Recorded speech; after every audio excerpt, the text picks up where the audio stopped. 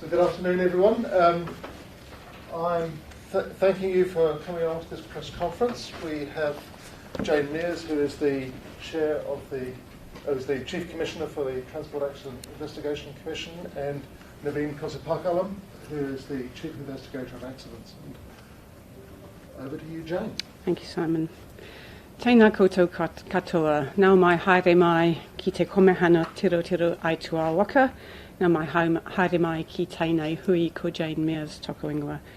I'm Jane Mears, the Chief Commissioner, and I lead the 5-member Transport Accident Investigation Commission, which has authored the report being published today. TAKE is a standing commission of inquiry, and we determine the circumstances and causes of selected rail, maritime and aviation accidents and incidents to help prevent similar accidents in the future. We would like to thank the people of Northland for the support our investigators received at the start of this inquiry. And in particular, we recognise the people of the Hokainga from Te Kau and other places. Te Aupauri Leida Rahui across the area out of respect for the deceased. And we of course acknowledge the sorrow and the trauma suffered by the families of those whose lives were taken in this accident, and we acknowledge the survivors of this tragic accident as well. We've been supported in this inquiry by an investigation team, and the Chief Investigator of Accidents, Naveen Kosipakalam, joins me today. For every inquiry, our investigators gather evidence, we analyse it, we determine the circumstances and the causes, and we reach findings. And we publish a final report to share the knowledge that we've gained with lawmakers, policymakers, owners, operators, workers, regulators, all so that transport can be safer. And this is the document that we're publishing today. I'm now going to hand over to the Chief Investigator of Accidents to take you through what happened.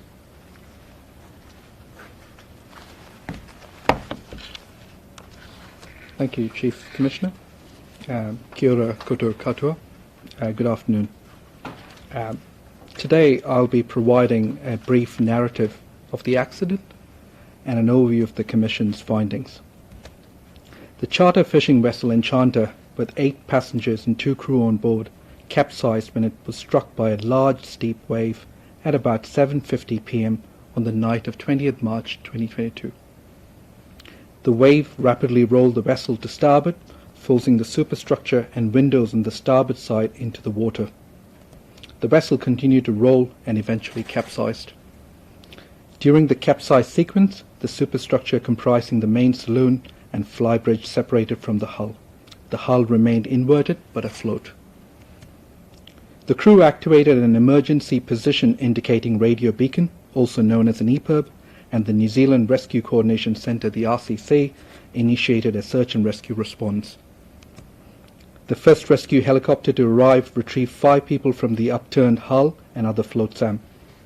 The bodies of the remaining 5 people were recovered after an almost 2-day search and rescue operation involving multiple aircrafts and surface vessels. About as likely as not, Enchanter strayed into an area prone to occasional larger waves, peaking as they entered shallowing water. When the wave rolled Enchanter onto its side, the force of the water exceeded superstructure design parameters, and the superstructure separated from the hull, resulting in capsize. 3 of the missing people were alive in the water when last seen by survivors, but were later found deceased. It is virtually certain that one or a combination of the following factors had an effect on survivability. Limited flotation support. Nobody wore or had immediate access to life jackets. The life rafts likely did not automatically deploy. Detectability. Missing people would have been hard to see in the water at night. None of Enchanter's 4 lifebuoys had effective retroreflective tape, and only 2 had a strobe light attached. The delayed search. There was significant delay in searching for the 5 missing people while fuel for the rescue helicopter was sourced. And the tragedy is that all of these factors had an effect on survivability.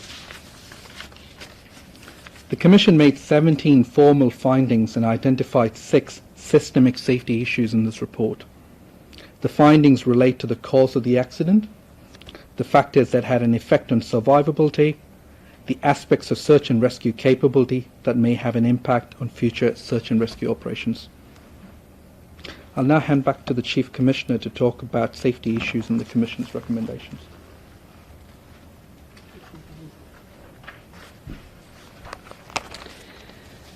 So we've made some recommendations, identified some safety issues and made some recommendations for Maritime New Zealand.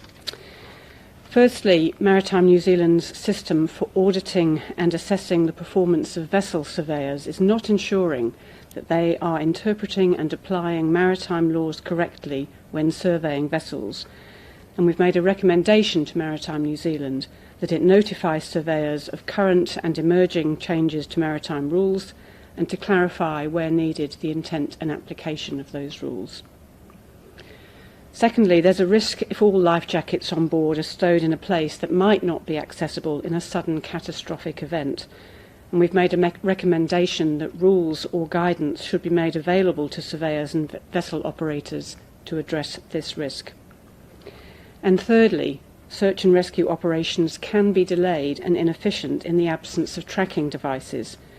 We've made a recommendation that Maritime New Zealand require commercial vessels that carry passengers outside inshore limits be fitted with an automatic identification system. The Commission's inquiry has also identified safety issues in 3 areas relating to search and rescue assets, training and fuel availability, and all require the attention of the Secretary for Transport, and the Commission has made recommendations accordingly.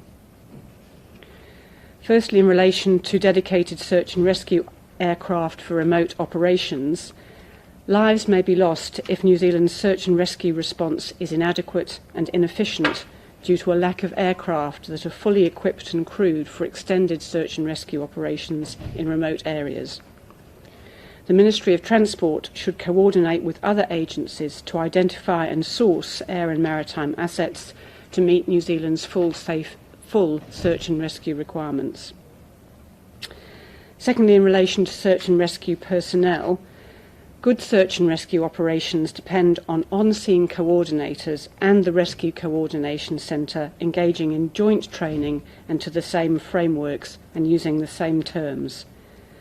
We believe the Ministry of Transport needs to delegate responsibility for standards to search and rescue assets and crews and enter service level agreements for provision of search and rescue assets. Thirdly, in relation to fuel availability and its effect on helicopter range, search and rescue operations could be delayed or prevented if search and rescue operations coordinating authorities don't know and don't understand national availability for fuel for extended helicopter operations in remote areas. The Ministry of Transport should identify opportunities for supply and storage of fuel and maintain a database of stored fuel and fuel supply logistics. The Ministry of Transport and search and rescue coordinators should have procedures for asking helicopter operators about their maximum range and opportunities for refuelling for sustained search and rescue operations. So, to sum up, this significant report makes wide-ranging recommendations to address major safety issues affecting the marine sector nationwide. And because everyone, whether it's crew or passengers on a commercial vessel or families and friends on a recreational vessel, deserves to be safe. So we're calling for changes to be made for the better in search and rescue, survivability equipment, tracking technology and marine survey professional practice. That concludes the formal part of our presentation, and we're happy to take questions. Given the inaccessibility of life jackets, the delays in dispatching crews and the lack of fuel, in your heart of hearts, how confident are you there's a chance at least some of those 5 men who died could have survived? Well, it's pure speculation as to what might have happened in a different set of circumstances, and I wouldn't like to say, I'm afraid. Okay. So, Oh, I completely agree with that. right, and so When you look at the delays those men endured in the water, how would you describe the weight those men endured and how ill-equipped the search and rescue sector is? We've described what we see as issues with the search and rescue sector in our report, and I think the report speaks for itself on that. Are you confident that the Ministry of Transport will take up these recommendations? My understanding is that they've accepted them, yes. Is that Have any of correct? the recommendations already been implemented, or have there already been changes along similar lines to what's been recommended in the report? Look, we've raised these recommendations with the Ministry of Transport. Our understanding is that the Commission's job is to raise the pertinent safety issues, and this issue is something that the Ministry of Transport will consider along with the SARC Council to address. You mentioned that once it was established the emergency was real, there was still no indication this could evolve into a 2-day SAR operation with multiple assets. To what extent was the RCC overwhelmed by what was expected of it?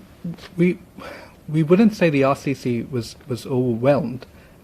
What we're saying is that there needs to be a cohesive unit amongst the various agencies responding to a search and rescue operation.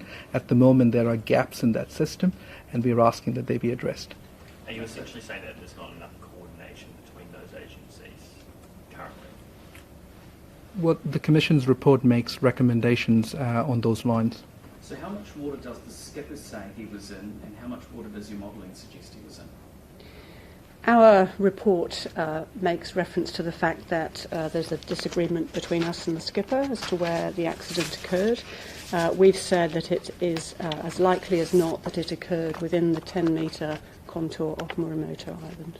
How was it decided who would go in the chopper, and what was the condition of the 3 people left behind? That, I think, is an issue you need to ask Search and Rescue about. We haven't been involved in those detailed questions as to what was undertaken at that point. If the Enchanter was in just 10 metres of water, have you put divers down to look for the rods and reels which the survivors say would be easy to see on the bottom if it was that shallow? And if not, why not?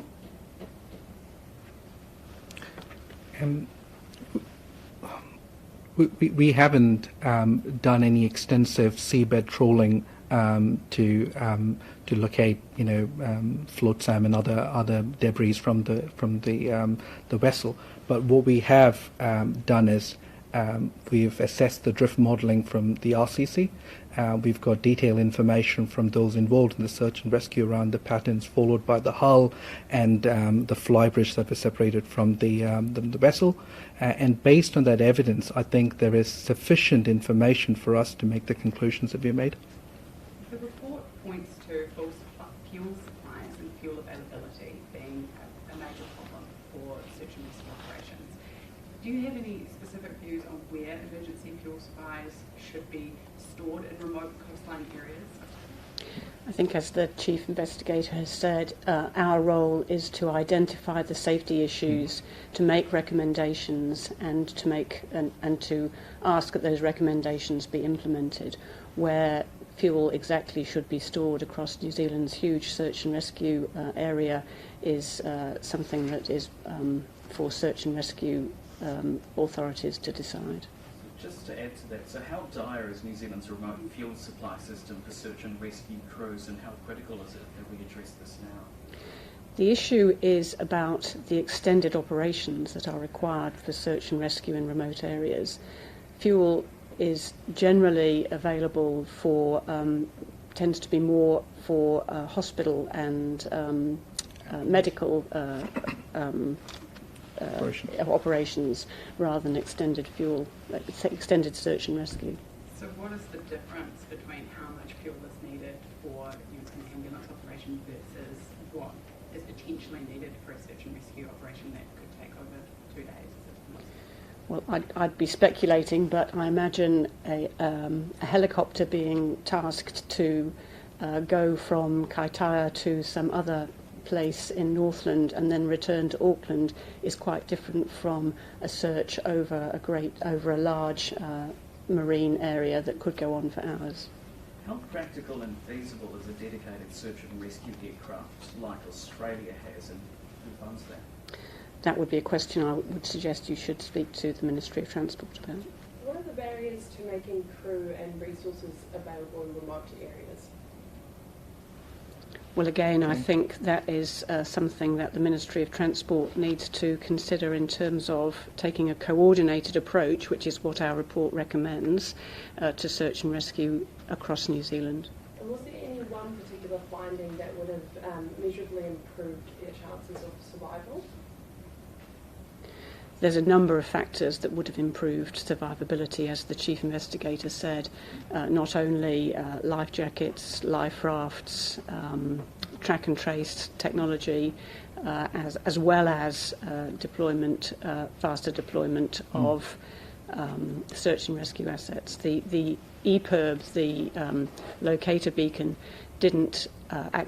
wasn't actually activated for nearly half an hour after the accident happened, so best as we can tell, and so delays already existed because of that effect. So is there any one particular issue that you think should be addressed first, or is there a number of issues that are important? I think our recommendations all need to be addressed and as soon as possible. Could you just tap into it a wee bit further in terms of, kind of paints the picture of just an ill-equipped search and rescue sector? Could you just describe that sector and perhaps, how ill-equipped it is? Let's be clear about one point, though.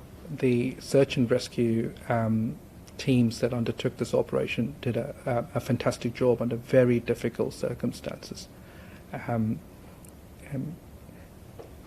I wouldn't describe the sector as ill-equipped, but what I would say is that there's much to be done to ensure that we have the capacity to respond to a major event. So in the grand scheme of things, this is a 16-metre boat with 10 passengers on board, and it seems from this operation that this was at the upper end of capacity and capability for New Zealand, when in fact at any given point there will be larger vessels with more people and working in more remote areas. So we need to be cognizant of that, and the Commission's recommendation is to raise this important safety issue.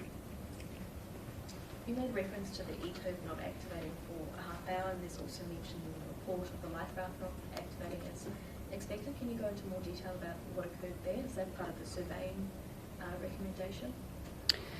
We don't know why the life rafts didn't deploy.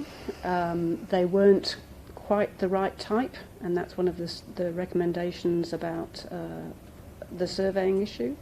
As far as the EPIRB is concerned, again, we don't know why it didn't float free as it was designed to do. But we have issued a watch list about technologies to track and trace, because they are so important in terms of search and rescue operations. What was the TRC's view on the access to life jackets as a result of this?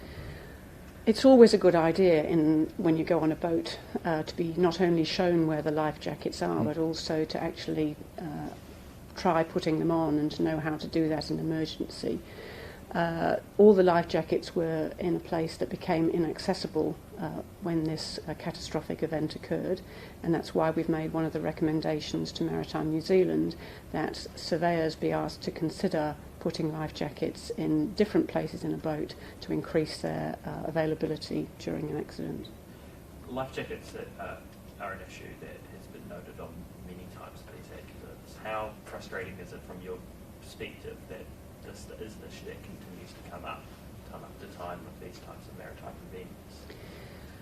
It's very frustrating, and we have, as you have commented, made other recommendations about the need for life jackets to be mandated in other circumstances. Whether all the survivors would logically have been wearing a life jacket at the time this accident occurred is a moot point, although we have made a comment that the person who was out at the back was already exposed and outside, and would be preferable to him to have been wearing a life jacket at the time. Is this another example of why the government should accept this recommendation and make life jackets mandatory? Well, that's for the Ministry of Transport to decide, but we do think life jackets should be mandatory, yes. Based on the date this event is believed to occur, it's not believed to have involved a rogue wave, as was earlier possibly reported or speculated. Do you want to take that?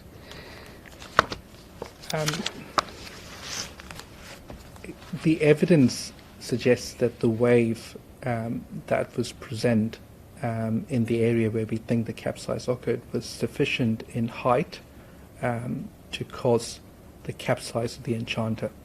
Whether the height was the height of a rogue wave or not is in some ways besides the point, but what we do know is that if it was operating in this area, then it was capable of capsizing the vessel. Okay. Any other Any questions? questions? Thank you. Thank you, Jane. Thank you. Thank you.